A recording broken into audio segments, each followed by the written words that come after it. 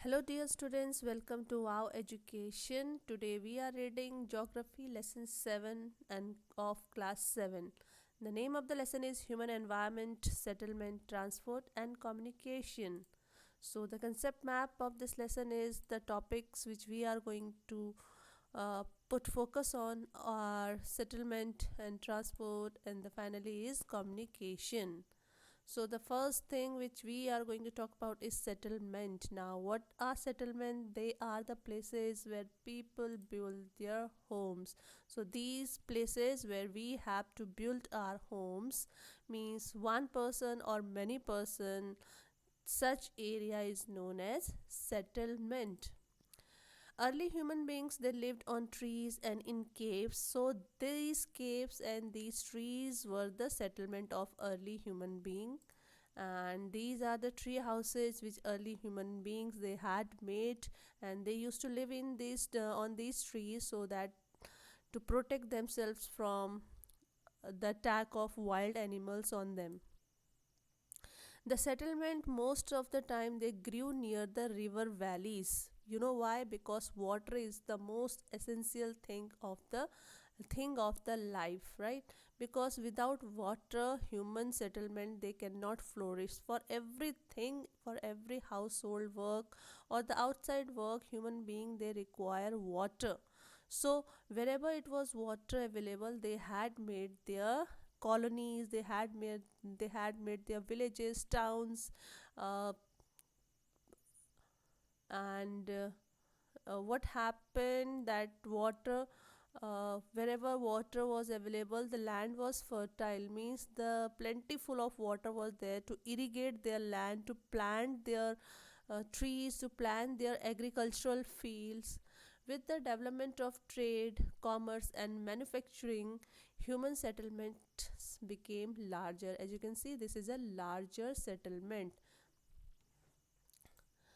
Famous river valley civilization. River valley civilization means such areas or such societies which grew or which settled along with the river banks. So the very famous and of Indian valley civilization, that is Indus or the Sindhus river civilization. Okay, and it was along the river Indus in India and Pakistan. Next is Mesopotamian civilization. It was along the river Nile in Egypt. That is also one of the very famous and important civilization of the world. Now, what do you mean by civilization? Civilization is a society. So the people, this is the ruins of the Mesopotamian civilization. And next is Chinese civilization. It was along the river Huang Ho. So as we can see with these three examples, that people used to love and people prefer to settle down where there was plentiful of water was available. First type of settlement is permanent settlement. Permanent settlement, what happens, people build their permanent houses to live in, means when they build these houses, they live in these houses for 20, 30, 100, sometime 200 years also, means they don't move from this place very easily or very soon. They make these houses which are known as permanent settlement. Next is temporary settlement. Now, what do you mean by temporary settlements? Which are occupied for a short time, such as in deep forest. As you can see, these are the settlements or the houses which are made by the local items which are available in the forest. So they don't have to require lot of money to build these houses. Even if these houses are shattered or destroyed or ruined, they don't need to get worried about these houses too much. So what they do, they settle down here for 1 2 3 or sometime for 5 6 months. Thereafter they move on to the new place and they leave these places, these houses behind. Settlements which are occupied for a short time, and people also who are living in desert area, they also make these temporary tamboos or these tents also. These are also example of temporary settlement. And in mountainous region also people make temporary settlement. And what happens when these hills, these mountain peaks are covered with snow, they moved onto the lower part, means on the plain areas they come down.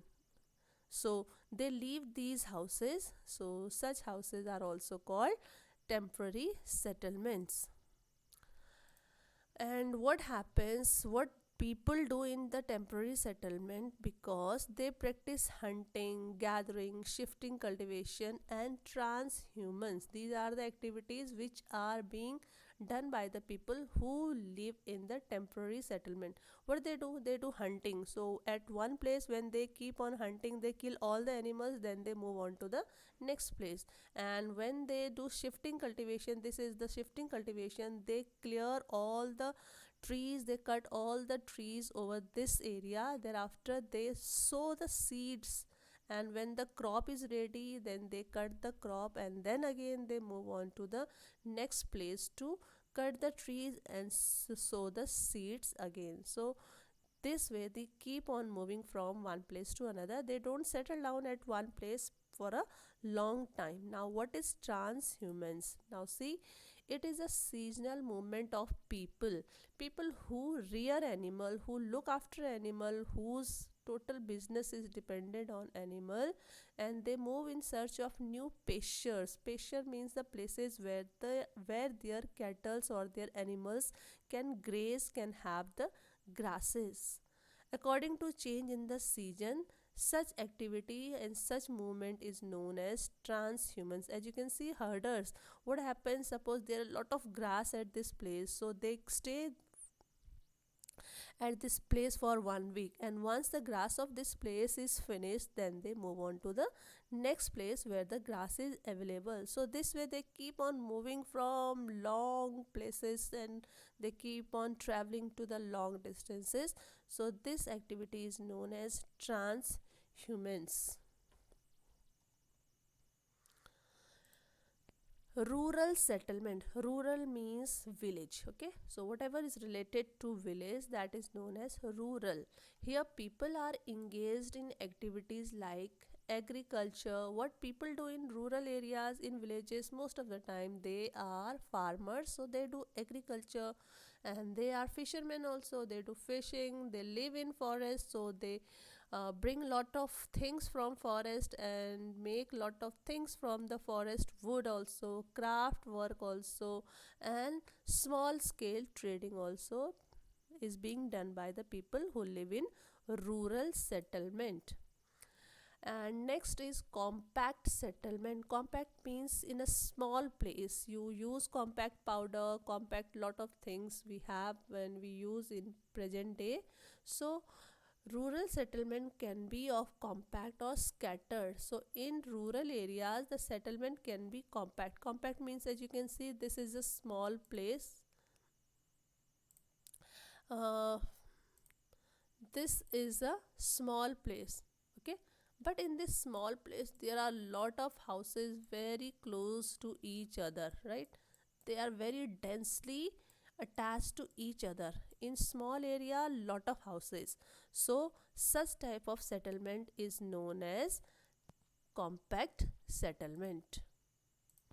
And next is scattered settlement. Scattered settlement means not lot of people, means less people live on very large area. So such type of settlement is known as scattered. Scattered means few people are here, some people are here, some people are here, distributed over a very large area.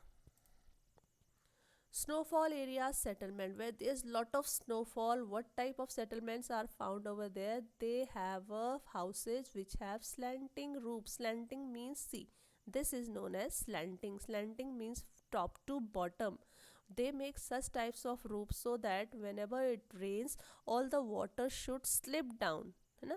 And whenever it snows, all the snow should also melt down. It will be easier for snow to melt very fast. So this type of slanting roofs they make in the mountainous region, or the region where there is lot of snowfall. How beautiful this snowfall is. Ooh, you know? Next is hot area settlement. Thick mud wall where there's lot of hot means the temperature is too much too high. There people make the houses of mud because the mud houses are very cool from inside, because what happens, the sun rays, it cannot make the wall of inner side or the place inside this hut hot enough, because these walls protect the sun rays to from entering inside. And they have thatched roof means these are the roofs which are made from the straw or the dried grass. They are not made from any stone or some tiles or cement, because cement is also very hot, it makes our ceiling and inside the room very temperature is very high. So these thatched means dried grasses roofs also help in keeping the temperature of inside this house very cool. Secondly, local materials are used like stones, mud, this is mud, clay, straw to construct these houses. Rainy area settlements, what happens where it rains a lot of, in such places water accumulates. As you can see, this water has been accumulated means it has been deposited at one place for a long time. The houses are constructed on a raised platform. This is raised platform means it's a platform which is on the from the which is at some height. And these bamboos, these sticks, they are known as stilts. So this settlement is also known as stilt houses, and this is most commonly found in Assam because it rains in Assam a lot.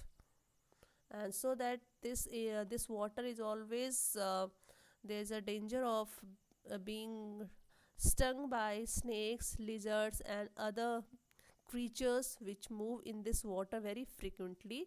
So by building such types of house, it becomes difficult for snakes, lizards to move towards or upside. Transport, next thing which we are going to cover. Transport is what, it's the mean by which people and goods move from one place to another. Everybody requires, in present time or in the earlier time, people had used and people are using various modes of transport. Most of the time we use some vehicle or other vehicle. Nowadays people have leave using their two legs, they hardly walk, you know. So for even for a smaller distance we use either cycle or two wheeler or four wheeler. So these modes of transport together are known as transport. In our country, donkeys, mules, bullocks and camels are commonly used for transporting.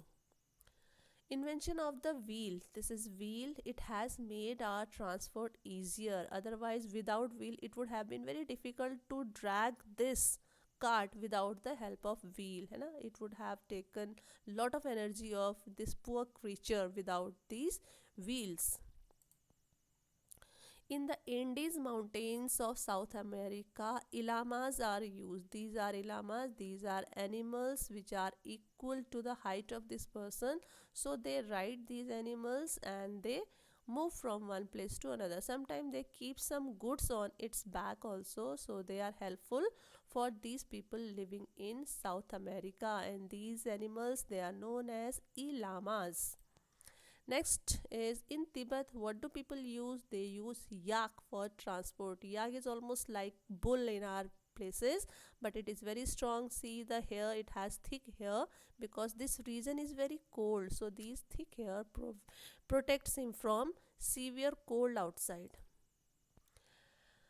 Roadways, the most commonly used means of transport, especially for short distances, are roads. Next is the four major means of transport are: first is roadways, second is railways, third is waterways, and fourth is airways. The first is the most commonly used means of transport, especially for short distance, are roads. They can be metal or pakka road. As you can see, this is pakka road made of coal tar, made of damar, and this is the easiest and cheapest way to uh, ride means we can use on it, we can use any type of cart on it, we can use any type of four wheeler, trucks, buses, lot many vehicles on these roads. So this is pakka road, and this is kacha road, also known as unmetalled road. In most of the villages we will find these unmetalled roads. And Manali Leh Highway in the Himalayan mountain is one of the highest roadways in the world. As you can see from the distance, you cannot make out what is it, but if you'll scroll it, if you'll zoom it, you can make out that this is a very high mountain. And by cutting this mountain, government has made this road, and this road is the highest roadways of the world, known as Manali Leh Highway. See the beautiful road of Manali Leh Highway, isn't it? Flyovers are built over raised structures. So these raised structure, this is the main road, but these are the raised structure. So that why these flyovers are being made, so that transition means the coming and going of all these vehicles would be easier. And road built undergrounds are called subways. And these are subways. What happens when we have to cross this busy road? This is a time when there are no vehicles on the road.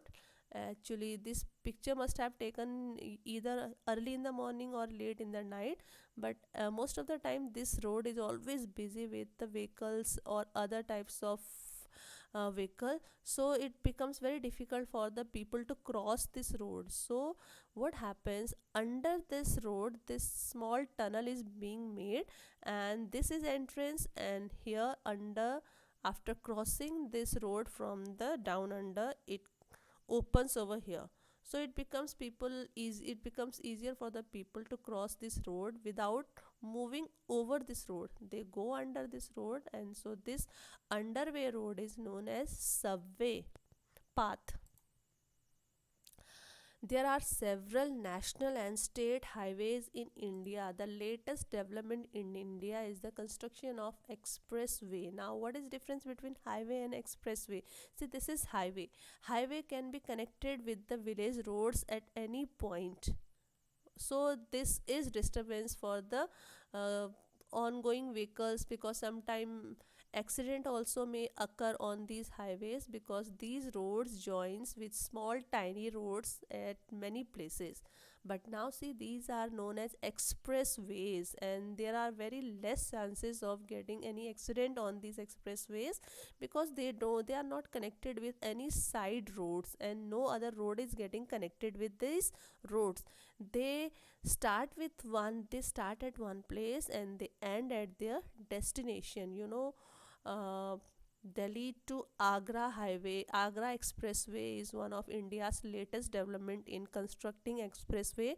It is 163-kilometer long, but you can cover this distance in only 2 hours. Whereas if you use these highways to reach from Delhi to Agra, it will take you 4 hours. But using these expressways, you can reach from Delhi to Agra in just 2 hours.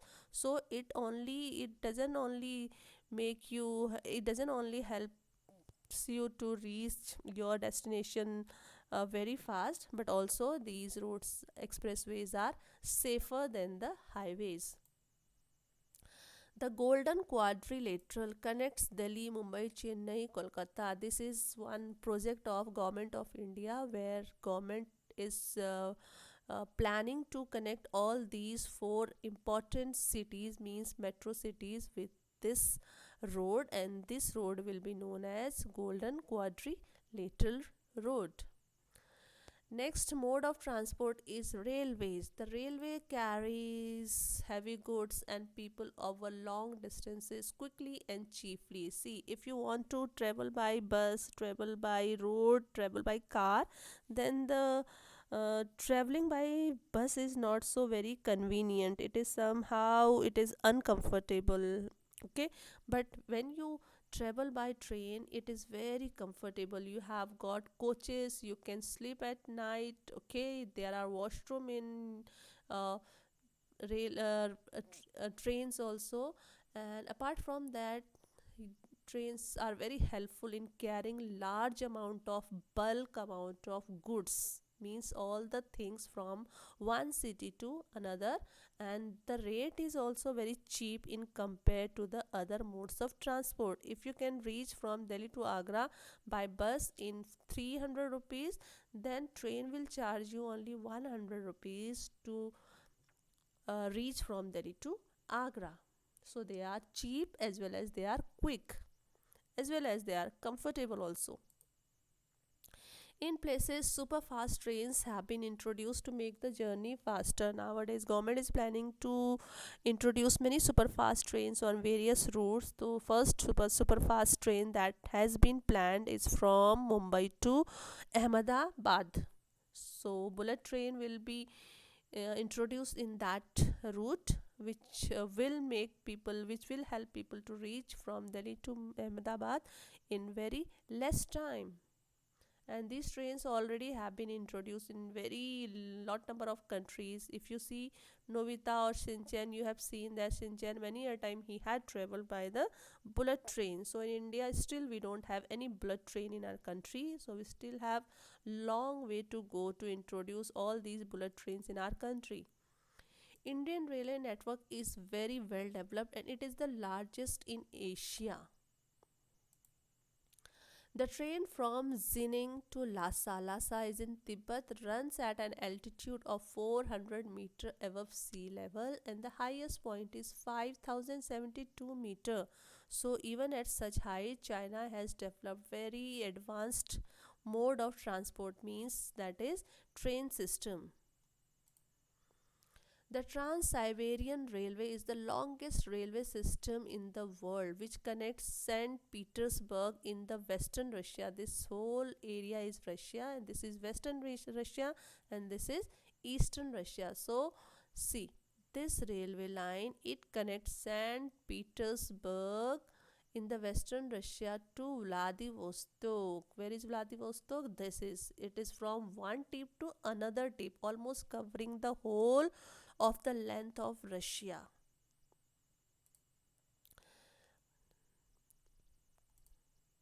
Waterways are the cheapest for carrying heavy bulky goods over long distances. Suppose we have to bring lot of goods from European countries, American countries, or from Asia to Africa, Africa to Europe, Europe to America.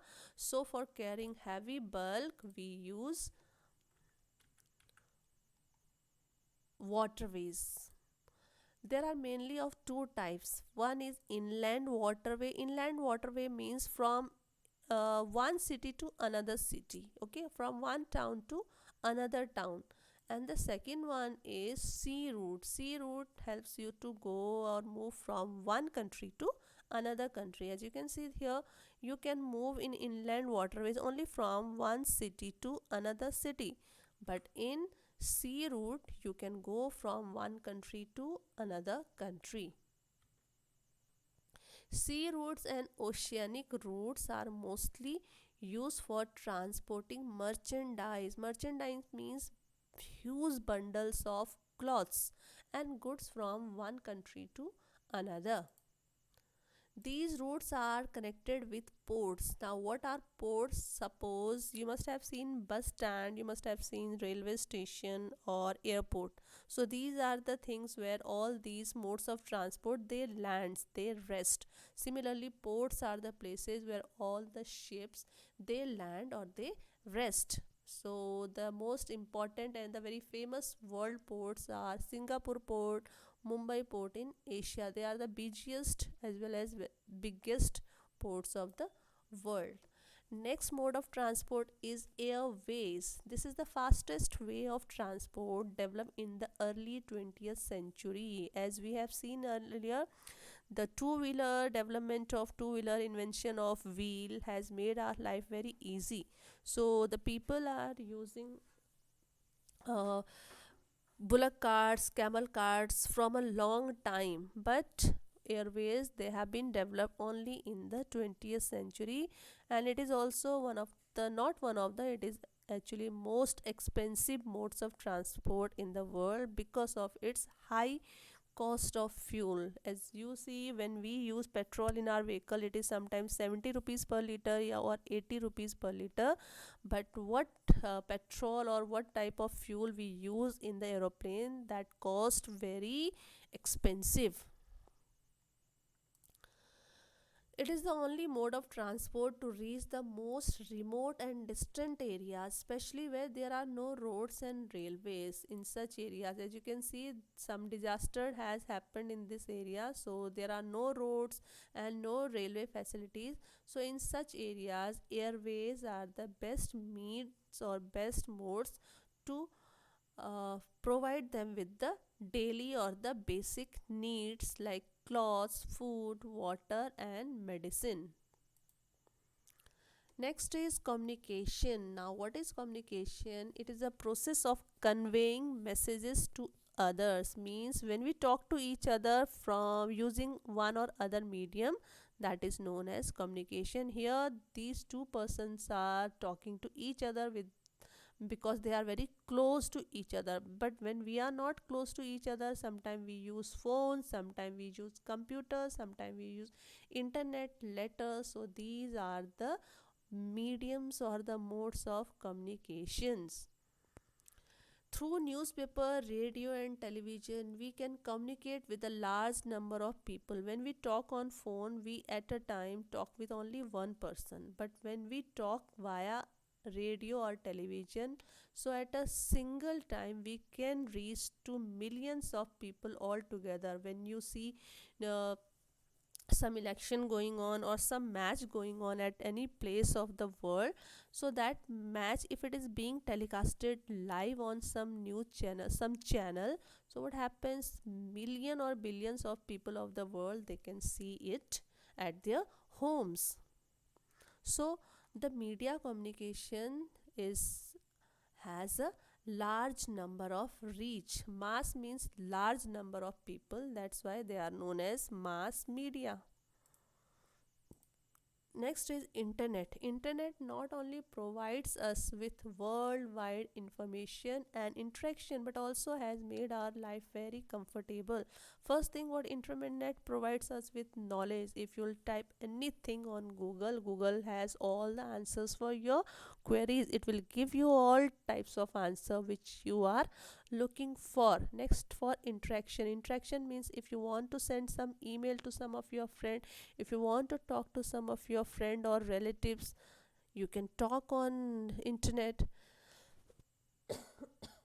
Next thing, it has also made our life very comfortable. In what way?